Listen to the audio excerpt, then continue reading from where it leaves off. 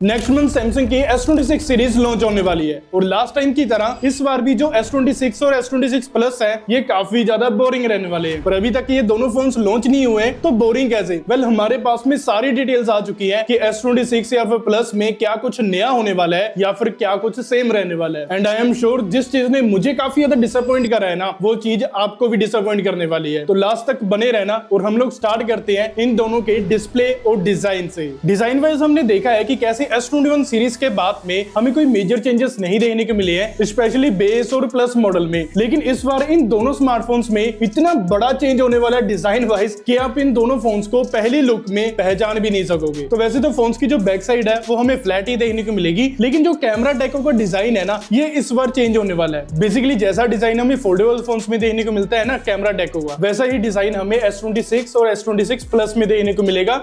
इसके अलावा कोई मेजर चेंज नहीं होने वाला है दोनों फोन के डिजाइन वाइज। इवन अगर आपको लग रहा है कि कैमरा के हार्डवेयर में कुछ चेंजेस होने वाले हैं जिसके कारण ये कैमरा बम्प को इंक्रीज कर रहे हैं, तो मेरे भाई मैं बोलूंगा कि जो कैमरा का पार्ट आएगा ना उसको काफी ध्यान से देखना। बट उससे पहले बेस मॉडल का जो डिस्प्ले साइज है उसमें हमें चेंज देखने को मिलेगा। वेल यूजुअली हमें एस सीरीज के जो बेस मॉडल्स हैं उनका जो साइज है ना वो हमें 6.2 इंचेस के अराउंड देखने को मिलता है और मेरे हिसाब से ये काफी परफेक्ट साइज है एक कॉम्पैक्ट स्मार्टफोन का। वेल पिछले कुछ टाइम से हमने देखा है कि जो कॉम्पैक्ट स्मार्टफोन्स हैं उनका जो डिस्प्ले साइज है वो 6.3 इंचेस की तरफ ज्यादा है, क्योंकि लोगों को थोड़ा सा बड़ा पसंद है डिस्प्ले साइज। और सेम चीज इस बार S26 में भी होने वाली है, क्योंकि इसका जो डिस्प्ले साइज है वो 6.2 इंचेस से इंक्रीज होकर 6.3 इंचेस की तरफ जाने वाला है। लेकिन वहीं पर जो प्लस मॉडल है उसमें हमें सेम ही देखने को मिलेगा। हालांकि दोनों ही फोन्स के जो डिस्प्ले बेजल्स है ना वो यहाँ पर रिड्यूस होने वाले हैं और जो थिकनेस है वो भी यहाँ पर पहले के मुकाबले में कम देखने को मिलेगी। पर मेरे पास में S26 और प्लस के बारे में एक ऐसी न्यूज है जिसको लेकर या तो आप खुश हो जाओगे या फिर आप S25 बाय कर लोगे, जो कि मैंने ऑलरेडी नीचे टैग कर रखा है। तो बेस और प्लस मॉडल में काफी ज्यादा लाइकली है कि इस बार अगेन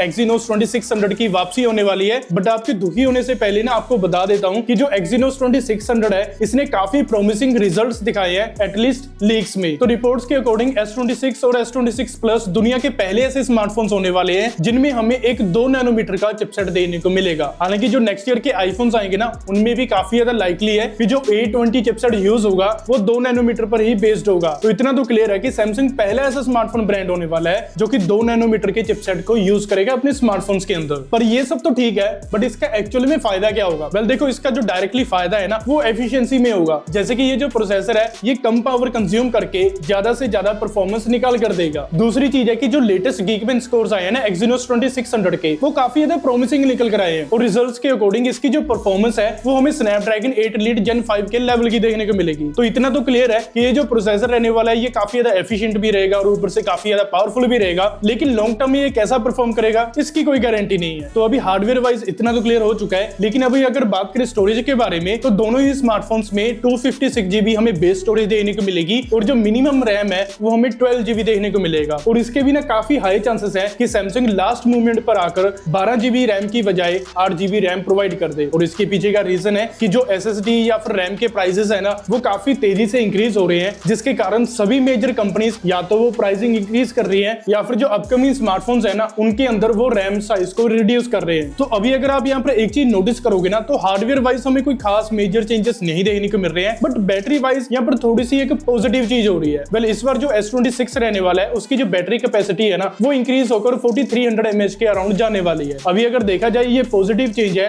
लेकिन मेरे हिसाब से ये काफी लेट आया है, क्योंकि अभी के टाइम में जो चाइनीज ब्रांड्स है ना वो 6 से 7000 mAh की बैटरीज काफी आम प्रोवाइड कर रहे हैं। और अगर आप यहाँ पर सोच रहे हो कि सैमसंग यहाँ पर ऑप्टिमाइजेशन से इस चीज को फिक्स कर लेगा, देन मैं बोलूंगा कि भाई ऑप्टिमाइजेशन से सिर्फ 1 या फिर मैक्स टू मैक्स 2 घंटे का फर्क पड़ेगा। और on the other hand side जो चाइनीज ब्रांड्स है ना ये कम से कम 6 से 7000 mAh की जो बैटरीज है ये काफी आम प्रोवाइड कर रहे हैं और इनमें कम से कम 12 घंटे का जो बैटरी बैकअप है वो तो काफी आम देखने को मिल रहा है। लेकिन बेस मॉडल के अंदर हमें फिर भी कोई चेंजेस देखने को मिल रहे हैं, बट वहीं जो प्लस मॉडल रहने वाला है उसके अंदर तो कोई बैटरी कैपेसिटी वाइज कोई डिफरेंस ही नहीं देखने को मिलेगा। बट यहाँ पर एक अच्छी न्यूज भी है कि वेल इस बार जो वायरलेस चार्जिंग है ना वो इंक्रीज होकर यहाँ पर हमें 25 वोल्ट की देखने को मिल सकती है और यहाँ पर Qi2 वायरलेस चार्जिंग की सपोर्ट रहेगी। बट वहीं जो वायर्ड चार्जिंग है वो हमें अभी भी सेम ही देखने को मिलेगी, 25 वोल्ट की S26 में मिलेगी और 45 वोल्ट की S26 प्लस में मिलेगी। तो यहाँ पर देखा जाए सो फार हार्डवेयर वाइज हमें कोई मेजर चेंजेस नहीं देखने को मिल रहे हैं और ना ही ये इतने एक्साइटिंग चेंजेस रहने वाले हैं, बट सॉफ्टवेयर वाइज थोड़ी सी एक्साइटमेंट यहाँ पर देखने को मिल सकती है। तो सैमसंग की S26 सीरीज में out of the box One UI 8.5 की यहाँ पर सपोर्ट देखने देखने को मिलेगी जो कि बेस्ड होगा एंड्रॉइड 16 पर। लेकिन इसके अंदर हमें कई सारे मेजर चेंजेस देखने को मिलेंगे, जैसे कि सबसे पहले तो